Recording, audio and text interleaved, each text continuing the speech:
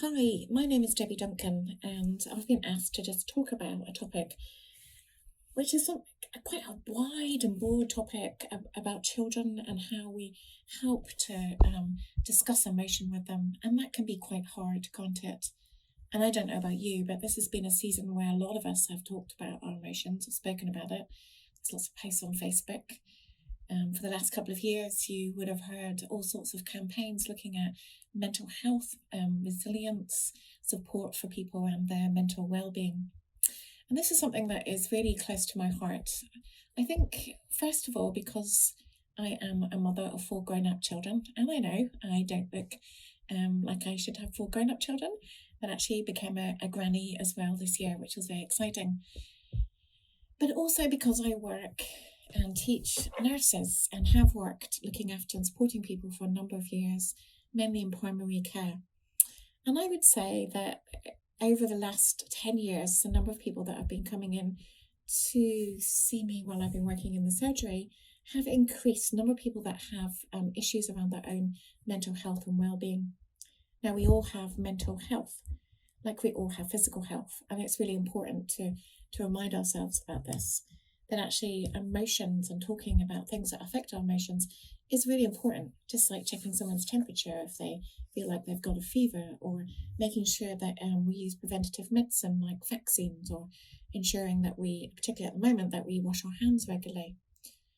So this is important not just for adults but for children as well.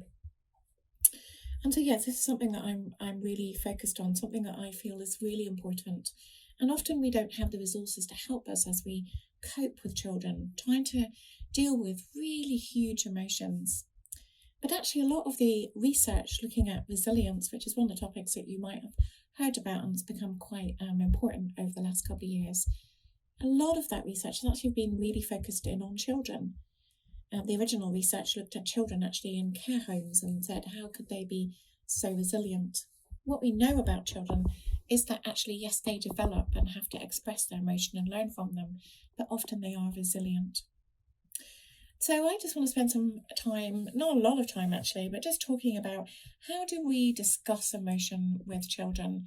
And we're looking at really the kind of younger children, probably up to the age of sort of 7, 8 or 9. And just saying, how do we help them express their emotions? How do we help them cope with it? So I've talked about me. I've just mentioned who I am. And first of all, obviously, it's really important when we are supporting children that they know us, that they trust us, and that we're open with them.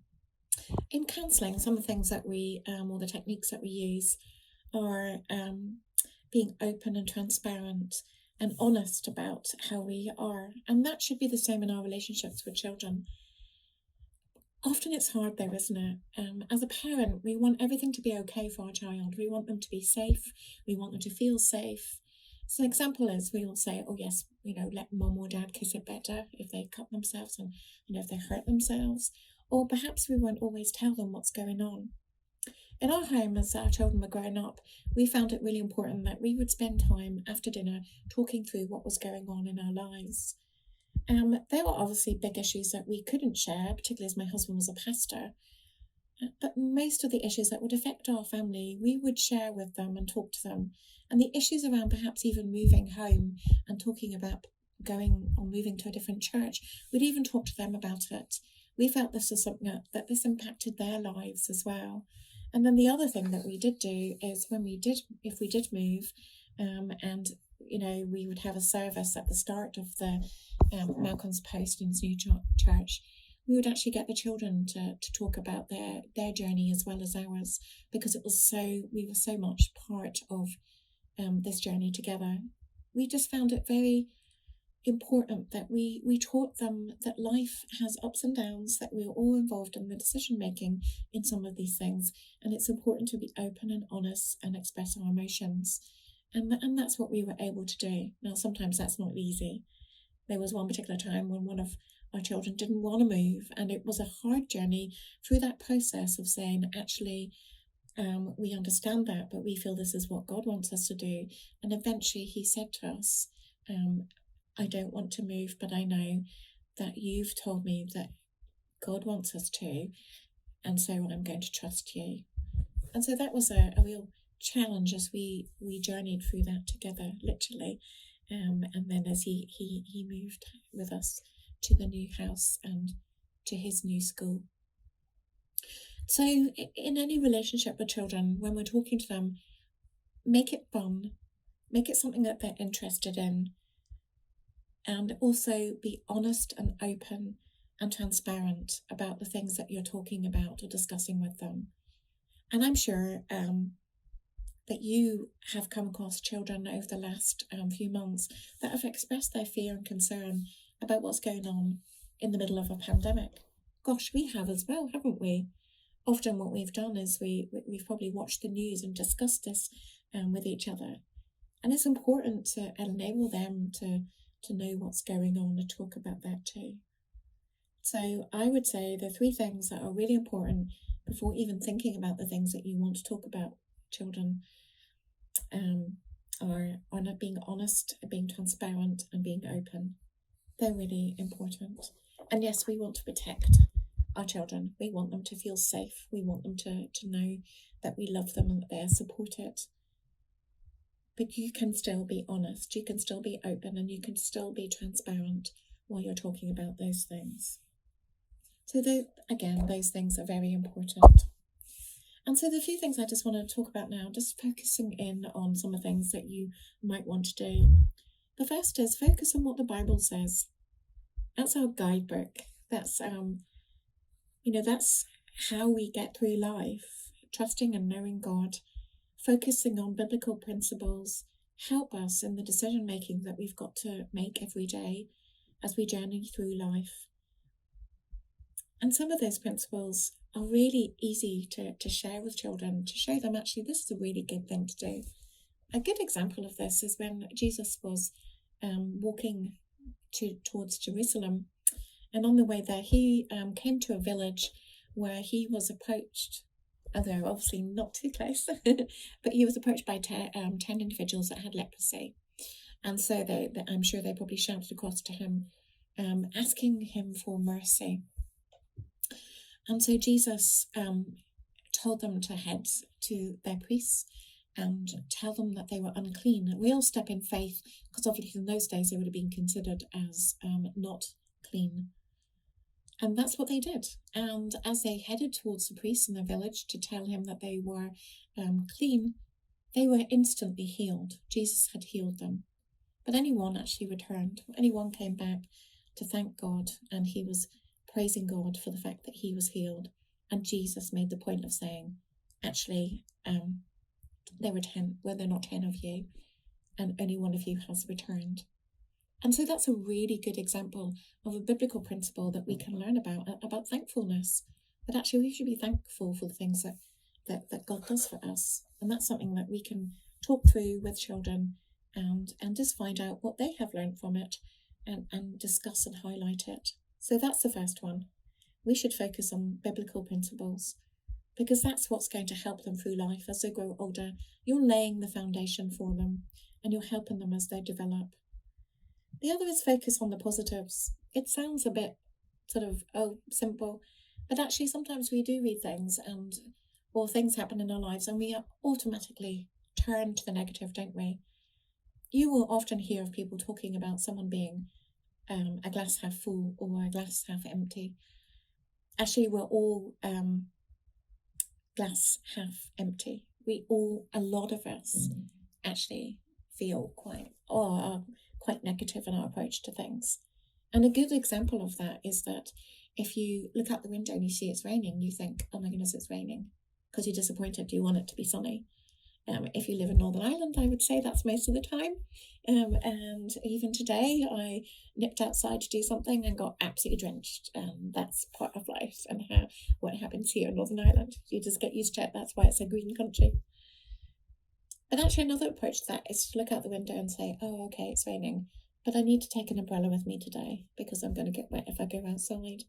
So it's changing what we would often, how we'd often express things as being very negative, changing it to positives very quickly. And we can do that for children because that gives hope, and that is something that is close to our hearts.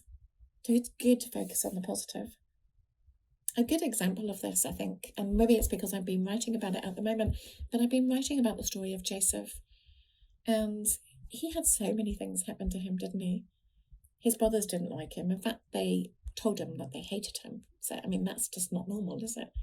That must have been very difficult. He was having to do things that perhaps we wouldn't have had to do at a very early age. And at 17 years old, his brothers decided that they just got fed up with him and chucked him down a cistern. Now, one of them was hoping that he could go back and rescue him, but the others, in the meantime, after dinner, had seen a caravan of traders go past, approached them, and sold him to them, really as a slave, made the money and covered his clothes in goat blood, went back to the father and lied and said that he died. So here was Joseph at 17 years old, being carted off to a completely different country as a slave. He'd already been down a pit. And then while he was in Egypt, he worked really hard at Potiphar's house. And there, Potiphar's wife decided that she quite liked him. He was a very handsome-looking bloke. And Joseph decided that he would try to do everything right, try to live by the principles that he knew and had been brought up with. Tried to say no, I'm not going to have a relationship with you. And she got hold of his coat and lied about him to everybody, and he was thrown in jail. And even when he was in jail, he managed to help people, didn't he? He managed to help the cupbearer, he managed to help the baker, because he interpreted their dreams, explained to them what they meant, and they both promised him that they would tell people about his story. Joseph shared it with them, and it took 2 years for the cupbearer to tell Pharaoh, actually, there's a man who helped me out. His name is Joseph. 2 years before he was released from prison to go and explain to Pharaoh what Pharaoh's dreams meant. So he had a really rough time. So many really, really awful, unfair situations in there. The focus on the book is very much, or the one that I'm writing, is about the fact that life is unfair, that bad things happen to good people. But the positive and the strength of the story is the fact that Joseph was able to forgive his brothers. They came back. Joseph was able to help Pharaoh. He was able to help the land of Egypt because he interpreted the dreams. They knew that they were going to have 7 years of plenty, 7 years of famine. And so he helped Pharaoh store up a fifth of the grain. And in fact, they had so much they were able to supply it to their neighbours. And so his brothers and his father were starving in Canaan, and they were able to travel to Egypt, where Joseph was able to sell them the grain so that they could survive. And he tested them, didn't he, to see if they had changed in any way. I suppose you'd want to know that, wouldn't you? And yes, it must have been hard. I mean, what would you do if you had all of those things happen to you and the people that caused it in the first place were right in front of you, bowing in front of you, asking for grain because they were starving? I'm sure a lot of us would think, oh, well, you deserve it. Or, life is unfair, and you shouldn't have treated me the way you did. How would you forgive them? Gosh, it's such a big, big topic. But actually, Joseph did. He saw the change in them. And it was through Joseph's actions, because he forgave them and he was able to give them grain, and he was able to help all of his countrymen relocate to Egypt, that actually his actions meant that his countrymen were saved, his family was saved, his countrymen were saved. It's a real story of forgiveness, of grace. And all the time when all the awful things happened to Joseph, he knew that God was blessing him. The scripture is very clear, and it talks about the fact that God blessed Joseph. Joseph could have not interpreted anybody's dreams, not helped anyone, but actually he was so well respected.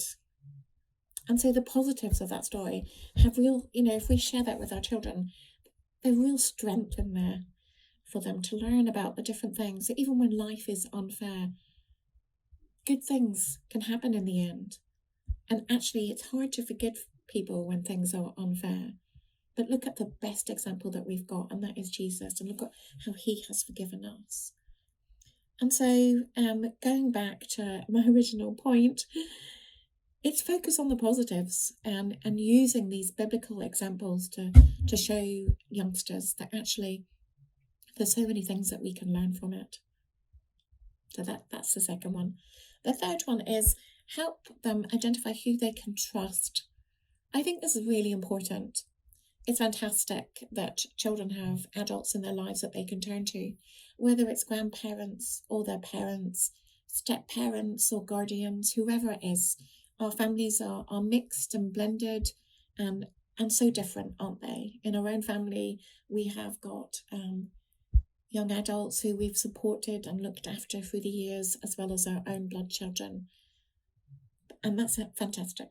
Our family has grown through the years and we've been blessed.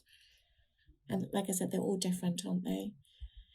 But it's really helpful to have people in our children's lives who they can trust, who they can talk to. And it is hard, isn't it, talking to your parents? I don't know about you, but my parents weren't the first people that I would talk to, particularly as you know, I grew up and was a youngster and into a teenager. One of the things that we felt really important for our children as they were growing up was that we wanted to ensure that they had people that were really godly examples around them. So, and people that they could turn to, that they could trust. And there were incidences in our children's lives when they actually did turn to other people and talk to them before they spoke to us. But that was okay because I trusted those people and I knew that my children could go to them and talk to them, and they gave them good advice and they were able to help them, and then they were able to come and talk to us. And I think that's important. So identify who they can trust. Who can they talk to when they're dealing with emotions of all sorts of things, where they could be bullied at school, when life can feel unfair and they don't know how to deal with unforgiveness, when they're feeling anxious about this period of time and they don't want to worry their mum and dad, or they don't want to worry the people that are looking after them. If they have other people that they can talk to and share those emotions with, then that's fantastic for them. So ensure that there's lots of people around them that they can trust and identify those with them. It's great to even say to them, look, if you can't talk to me, then talk to so-and-so because I know that they will help you. The other thing is to help them focus on the big picture. It's fantastic that we can talk and express our emotions and we can talk about it. But it's really good to have hope. It's really good to know that no matter what is going on in your children's lives or in your own life, that you have hope. That hope that God gives you through Jesus Christ. And I think that's really important. Focus on the big picture. What is the big story that we're a part of? What's the big story that they are a part of? Yes, things can be difficult. There are so many different things that they might come across in their lives.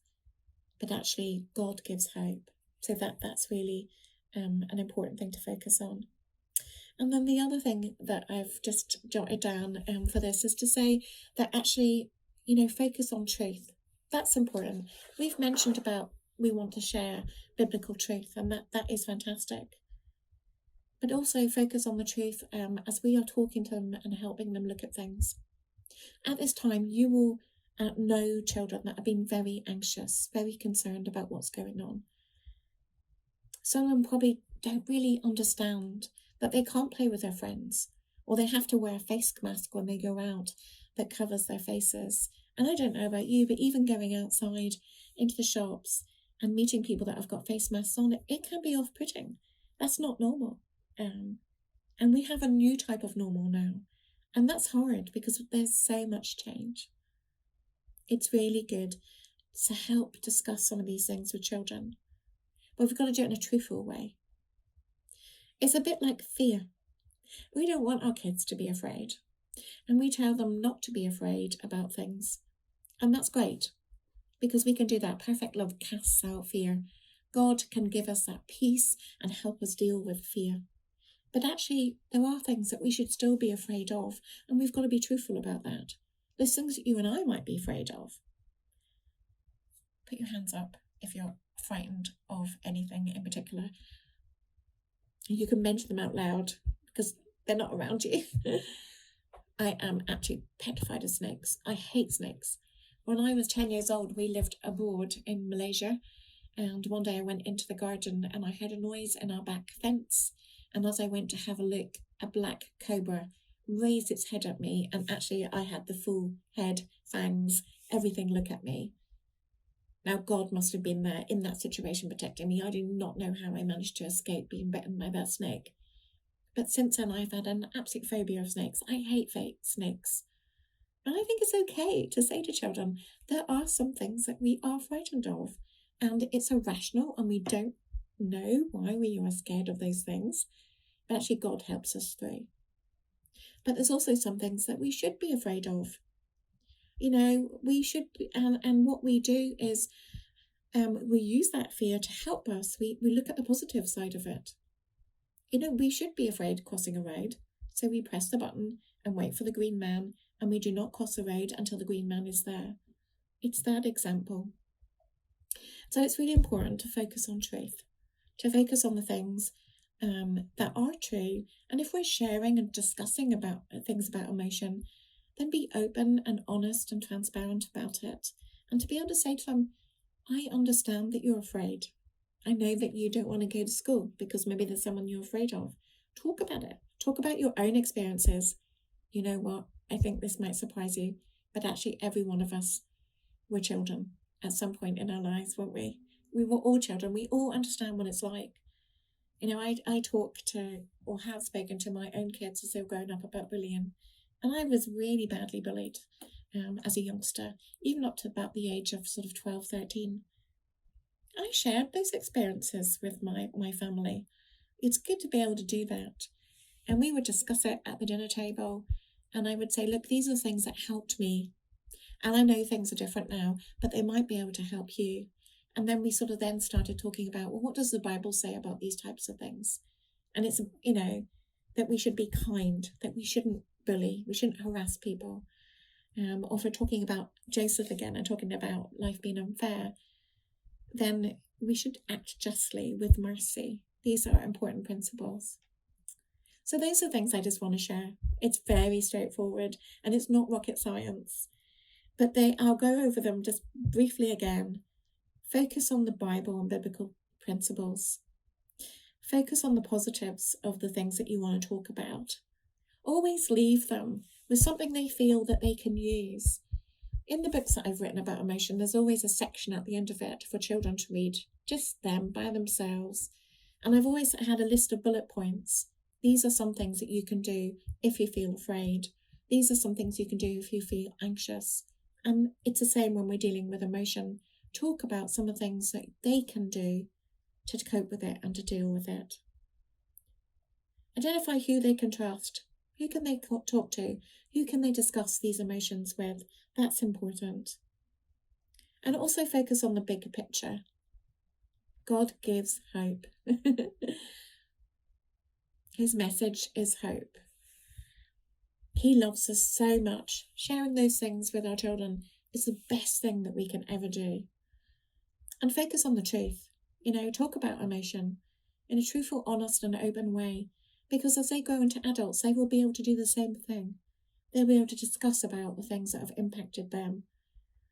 And hopefully what you're doing is you're laying foundations for the future to help them be more resilient, more resourceful, and they know who to turn to and also where to turn to. And it might be that you might even want to give them resources. There are so many different resources out there. I would certainly recommend Care for the Family, Focus on the Family. There are so many other different organisations. You know, leave them with those resources to look at. A good example of this, and I know it's not about emotion, but it's a good example, is that one of the things I do is I teach respiratory nursing. I look after patients with respiratory disease. One day I was in a school, I was doing a talk about, actually it was about something completely different. It was about using EpiPens for anaphylaxis, and I had 70 teachers, and we were talking about it, discussing about it. And I said to them, what are the kind of medical issues that some of your children have that you're helping them and you're trying to support them? And one of them said asthma, and we know there's loads and loads of children across the UK with asthma. The figures are very high. And I said, get them to do a presentation about it. Get them to do a presentation in their science class.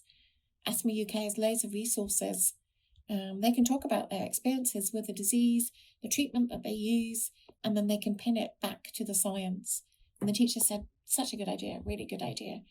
That's the same when we're talking about emotion in children. Go back to the Bible, look at the different stories and the parables and the messages that it gives us about emotion.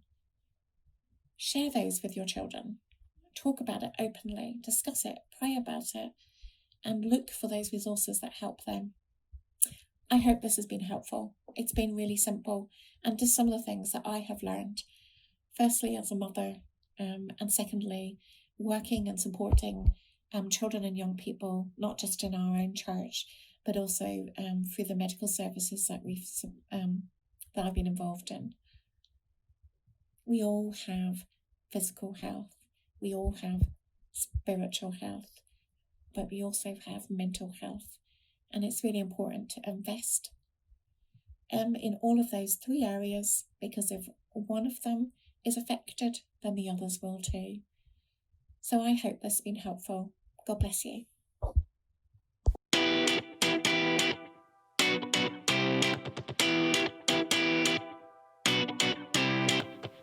Nothing beats sitting on it, hearing it, tasting it, wearing it,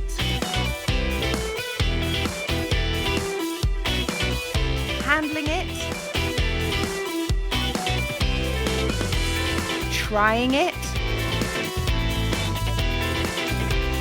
comparing it. The copier produces 1,000 copies for £4. The Riso digital printer produces 1,000 copies for £1.20 at 140 pages per minute. Discussing it. The interesting thing about this centre is a very difficult breed on a very small site. Buying it. Recommending it. I definitely recommend it. It's always good to have resources, and this is very resourceful, so it's a great place to be. Nothing beats being here. Buy your tickets online now. creonline.co.uk/tickets.